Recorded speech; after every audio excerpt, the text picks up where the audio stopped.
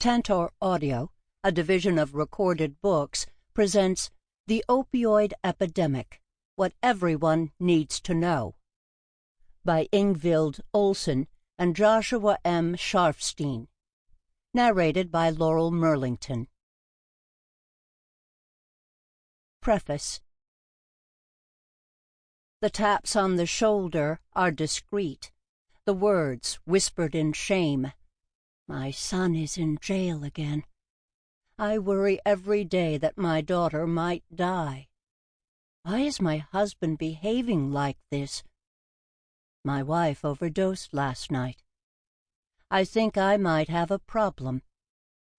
For a crisis that has landed on millions of doorsteps across the country, the opioid epidemic has left many individuals and families in a state of isolation, as well as in a state of confusion. Confusion about what opioids are, about how addiction develops, about which treatments work, about how to best support the process of recovery. Out of desperation, many Americans have spent their savings on worthless programs and false cures. Misunderstanding about opioids also pervades community meeting rooms, town councils, city and state agencies, and the halls of power in Washington, D.C. It permeates emergency departments, physician offices, and hospital wards. More than 70,000 Americans each year are dying of overdose, the majority from opioids. The crisis is responsible for a decline in life expectancy in America over the past 3 years. Yet many responses are constructed with little awareness of evidence or history. The result is that many of the actions taken to address the opioid epidemic have made little difference, or even made the problem worse. This state of confusion on opioids is, in its own way, a national crisis. In our own careers, the two of us spend many hours answering questions about opioids from individuals with addiction, friends and family members, clinicians, agency officials, and elected leaders. Some of these conversations happen in person during work hours, others in urgent calls late at night. One of us is a doctor specializing in addiction medicine. The other is a former public health official. We have witnessed the devastating consequences of the opioid epidemic. But we have also seen many people heal and recover. We share this conviction. The fog that surrounds the opioid epidemic is not impenetrable. With effective treatment, people can feel better, reunite with their families, and regain faith in themselves. With greater understanding, families can become an essential source of support to their loved ones. With an informed perspective, communities can tackle the opioid crisis as a solvable problem. With a public health approach, measuring results at each step, our nation can turn the corner on the opioid epidemic. Our purpose in writing this book is to document the lessons of science and history, to replace myths with facts, and to help individuals, families, and policymakers tell the difference between wishful thinking and what really works. Of course, there is much unknown about opioid addiction, but what is known can be put to great use. It starts with the basics. What are opioids, and how do they affect the human brain and body? The book's first section explains the essential concepts of tolerance, withdrawal, and physical dependence, and how these differ from addiction. This section discusses effective treatment and recovery and ends with an overview of the opioid epidemic and what can be done.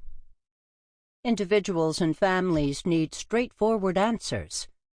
The book's second section addresses when to use opioids for pain and why opioids are misused. It answers questions on addiction and treatment, including for teenagers and pregnant women. It covers how to stop an overdose in progress and how to assist a loved one in recovery. Why did the opioid epidemic start, and how can it be stopped? The third section addresses urgent questions facing local communities, cities and counties, and states, as well as the federal government. This section reviews the evidence on which programs and policies work for prevention and treatment, and which do not. It also addresses sensitive issues, including the not in my backyard syndrome, the war on drugs, and the evidence about harm reduction approaches, such as naloxone distribution, syringe services programs, and overdose prevention sites, also known as supervised consumption spaces. It closes with specific recommendations to save lives. At times, it may seem that opioids leave us all powerless to resist their devastation. But this is not true. Knowledge is power, wrote philosopher Francis Bacon more than 400 years ago. With greater understanding can come strength, resolve, and hope. Section 1. The Basics. 1. The basics of opioids and opioid addiction. What are opioids? Opioids are a group of chemical compounds that can reduce pain, cause sensations of pleasure, and induce sleep. They have these and other effects on the human body. All opioids interact with specific receptors on the surface of cells called opioid receptors. How are opioids made? There are 4 sources of opioids.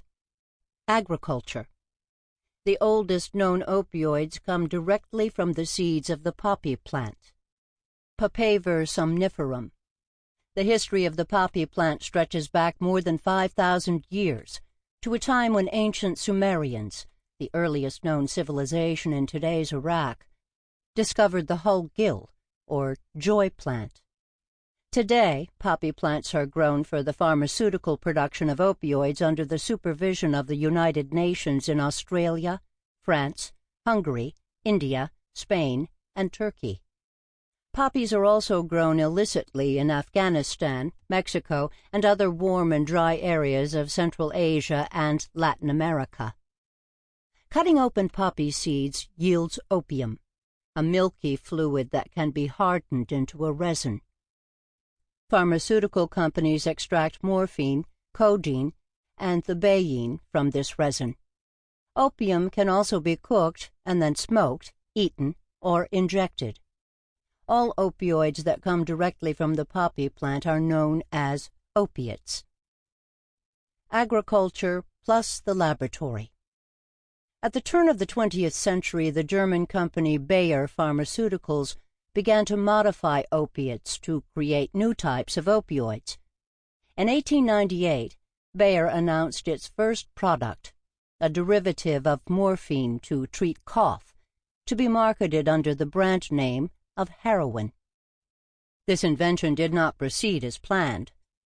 The opiate thebaine is the source of several other semi-synthetic opioids used widely in medicine today, including oxycodone and hydrocodone, used for pain, as well as buprenorphine, which is used for pain as well as to treat opioid addiction. The laboratory alone. The last 50 years has seen the emergence of a third group of opioids, those made entirely in the laboratory, with no involvement of the poppy plant. The synthetic opioids include methadone, an opioid used mainly to treat opioid addiction, but which can also be used for pain, and fentanyl, a particularly strong opioid used in hospitals for anesthesia and to treat severe cancer pain. Outside of the pharmaceutical industry, unauthorized laboratories produce varieties of opioids. Since 2013, these laboratories have been producing fentanyl and a series of closely related chemical compounds. These synthetic opioids are responsible for an increasing number of overdose deaths. The human body. There is one final source of opioids, the human body. The body's own opioids affect the experience of pain, pleasure, and reward. When websites advise 10 ways to boost your endorphins, they're trying to stimulate your body to make more opioids. How do opioids affect the brain? Opioids can change perceptions of pain and pleasure, alter levels of alertness and breathing, and impact memory. These and other effects are the result of opioids binding to specific opioid receptors on nerve cells in different parts of the brain, much like different keys fitting into different locks. Each combination of lock and key results in a specific effect on the nerve cell and, therefore, a specific effect on the brain. Pain. Opioids reduce the sensation of pain. When opioids bind to certain opioid receptors in the brain and spinal cord, changes in the nerve cells alter how pain signals are transmitted and processed. The result is a dulling of the pain, even with an injury still present. Alertness and breathing. Many opioids reduce alertness and slow breathing through their effect on specific opioid receptors in the brainstem. This can be a useful effect. In the operating room, anesthesiologists routinely administer certain opioids to put their patients to sleep, with machines on hand to control breathing. However, outside of such a controlled environment, high doses of opioids can cause people to fall deeply asleep and then stop breathing entirely. Pleasure. Opioids can affect the perception of pleasure through the brain's reward pathway. This pathway involves a set of nerve cells deep in the brain that, when their opioid receptors are activated, release the chemical dopamine. This release of dopamine is then responsible for generating the sensations of pleasure and reward. For example, endorphins, the body's own opioids, trigger the release of dopamine from these cells naturally, such as after a great meal, during an exhilarating run, and at the moment of an orgasm. This last effect is why biologists credit the brain's reward pathway for the survival of the human race. Pharmaceutical and illicit opioids can also bind to the same specific receptors and activate these cells. In some people, under the right circumstances, the result can be the release of large quantities of dopamine, causing an intense perception of pleasure and commandeering the brain's reward system. Memory. At the same time that an opioid is binding to one receptor and triggering a large release of dopamine to cause an intense feeling of pleasure, it may bind to another type of receptor on the surface of special cells involved in memory. It may be partly through this process that the brain learns what external triggers, or cues, are associated with the feeling of pleasure or reward. This association may be one reason why people who return to the place where they once misused opioids, even years later, can feel an intense craving again. Here's a case example. A 45-year-old man with an opioid addiction leaves prison after serving a 6-year sentence for armed robbery. He had used heroin for over 10 years before his arrest, but he did not use once while incarcerated. The bus taking him home passes the corner where he regularly bought heroin. All of a sudden, he feels butterflies in his stomach, his hands and forehead break out in a sweat, and he senses an intense warmth surge through his body. As his mind hungers and aches, he tries to shove the craving aside. The bus turns the corner, but he has already jumped off. He begins another 3 years of destructive heroin use, during which time he overdoses twice and becomes infected with HIV before seeking treatment. How do opioids affect the body? Opioid receptors are found not only on cells in the brain and spinal cord, but also in the skin, eyes, nasal passages, lungs, bones, and the gastrointestinal tract. The administration of opioids, therefore, can affect many parts of the body, typically in a manner that could be characterized as slowing or inhibiting. Opioids can cause constipation, dry eyes, dry mouth, lowered sex drive, and difficulty urinating. What forms do opioids take? Opioids take multiple forms. For example, morphine is manufactured for oral, injection, or rectal delivery. Fentanyl can be made into a skin patch, a liquid spray for use in the nose or under the tongue, a solution for intravenous use, and a powder that can be compressed into tablets or flattened into a film that is placed under the tongue or pressed against the inside of the cheek. The way an opioid reaches the brain matters. The faster an opioid gets to the brain, the greater the chance it will lead to addiction. An opioid in a form that is injected or sprayed in the nose enters the bloodstream and reaches the brain within seconds. An opioid that is inhaled moves from the lungs to the bloodstream and to the brain quickly as well. By contrast, when taken by mouth, an opioid passes through the esophagus and the stomach and then into the intestines before it is absorbed into the bloodstream. The bloodstream then carries the opioid through the liver before it reaches the brain. This typically ends minutes to hours later, with only a fraction of the opioid initially taken by mouth actually reaching the brain. A delayed process also takes place with opioids absorbed through skin patches.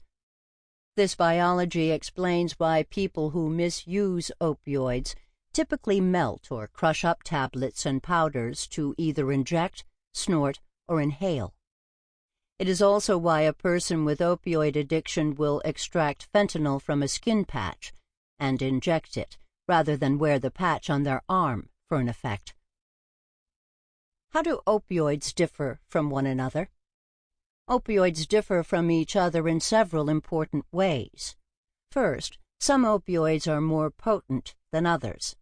Potency refers to how much of the opioid is needed to achieve a certain effect. For example, only a couple of milligrams of the opioid hydromorphone produces pain relief in most people, but it generally takes 30 milligrams of the less potent opioid codeine to produce the same pain relief as just a couple milligrams of hydromorphone. As this example illustrates, opioids cannot be compared milligram to milligram when predicting or describing their effects. Certain opioids, such as fentanyl, are so potent that their doses are measured in micrograms, which are 1,000 times smaller than milligrams. This means a minuscule amount of fentanyl produces the same effects as a couple milligrams of hydromorphone, or 30 milligrams of codeine. Fentanyl's high potency is one reason it is so dangerous when illicitly produced and sold on the street. There are reference tables that help compare the potency of various opioids, but these are just general guides for predicting effects on individual patients. That's because people differ in how their bodies respond to different opioids. One person, for example, might experience a lot of pain relief from a single dose of codeine, while another person only notices nausea and vomiting from the same medication at the same dose. Second, some opioids last longer in the human body than others. For example, codeine lasts only a few hours in the body. As a result, people who receive this medication for pain often take several doses a day. By contrast, one dose of methadone per day to treat opioid addiction is enough to maintain a steady level in the bloodstream. That's why treatment programs provide for once-a-day dosing of methadone, like primary care doctors prescribing a once-a-day dose of a blood pressure medicine. Third, some opioids move into the brain faster than others. This quality has to do with how easily the opioid dissolves in fat, a characteristic necessary to pass through the barrier that separates the bloodstream from the brain's nerve cells. Opioids that are very fat-soluble include heroin and fentanyl, two substances that, not coincidentally, are highly prone to misuse and addiction. Fourth, opioids differ in their effects on opioid receptors. One opioid stimulation of a receptor may lead to the full activation of the nerve cell, while another opioid's effect on the same receptor may result only in a partial activation of the cell. This subtle difference explains why the opioid buprenorphine has less of an effect on breathing than most other opioids. Fifth, opioids differ in how avidly they bind to receptors. This means that if two opioids are taken together, one will outcompete the other for space on the receptor and, therefore, for effects on the brain. Up to a certain point, the medication methadone can outcompete heroin, which explains why treatment with methadone offers a degree of protection from overdose, even in case of relapse. What is tolerance to opioids? The body adapts to opioids after just a few days, so that increasing amounts may be needed to have the same effects. This process, known as tolerance, develops because the opioid receptors on the surface of cells become desensitized to the opioids, and because cells start to produce fewer opioid receptors. The good news. Tolerance develops to the sedating effects of opioids, making it less likely that people with pain will feel tired after taking their opioid medications. In addition, as individuals develop tolerance to the respiratory effects of opioids, the risk for overdose declines. The bad news. People also may develop tolerance to the pain-relieving effects of opioids. When this happens, they may need a higher dose to get the same relief. Unfortunately, the higher dose brings along a greater degree of sedation and an increased risk of overdose. People who experience pleasure with opioids also learn quickly that tolerance develops to this effect too. This means that people who are addicted to opioids find themselves seeking out higher doses and more potent opioids, often in an unsuccessful attempt to experience the same degree of pleasure associated with the first time they used an opioid. Tolerance does not develop to all opioid effects. For example, tolerance does not develop to constipation from opioids. As a result, people who use opioids and develop constipation should not expect this unpleasant condition to go away with time. Loss of tolerance.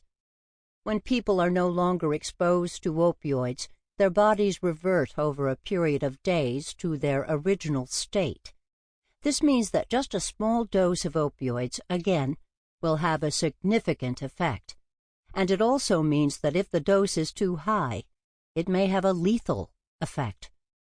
The loss of tolerance can be very dangerous. Here's a case example. A young woman who has snorted prescription oxycodone for a year has developed tolerance to its effects on breathing. She is arrested for stealing pills from her neighbor's house. In jail, without access to opioids, she loses tolerance over a period of days. Once released, she has cravings to use again. She buys oxycodone pills from a friend, snorting her usual dose. Having lost tolerance, she overdoses.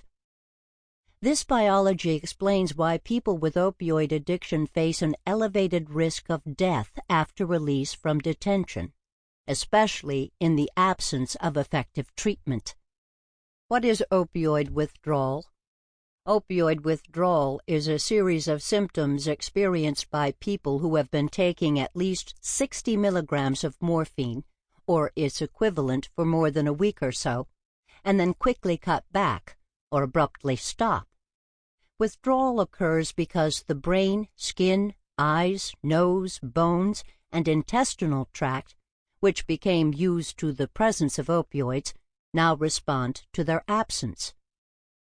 The symptoms of withdrawal can be thought of as the opposite of the effects of taking opioids. Common symptoms include feelings of restlessness and agitation, chills, sweats, runny eyes and nose, yawning, muscle and joint aches, abdominal cramps, diarrhea, nausea, and vomiting. Since opioid responses vary by person, the experience of withdrawal varies too. Opioid withdrawal occurs in two main phases, an initial phase and a protracted phase. The initial phase is the most severe. Many compare the experience to suffering from a bad case of flu or to being run over by a truck. While opioid withdrawal is not typically fatal, some have died from severe dehydration associated with nausea, vomiting, and diarrhea. The onset, severity, and duration of withdrawal symptoms in any individual depends on the type of opioid used, as well as the dose, the method of use, and the length of time of use. For example, someone who has injected heroin multiple times a day for many years will experience more rapid onset of more severe withdrawal symptoms, but for a shorter period of time, than someone who has taken the relatively low dose of 10 milligrams of methadone daily for a year. Protracted opioid withdrawal is the name given to the restlessness, irritability, insomnia, and general fatigue that people often report, even after the initial phase symptoms have disappeared. Some studies have also found persistent abnormalities in vital signs, such as blood pressure and respiratory rate. Lasting as long as a year after the last use of opioids, this period is an especially vulnerable time for relapse. What is physical dependence on opioids?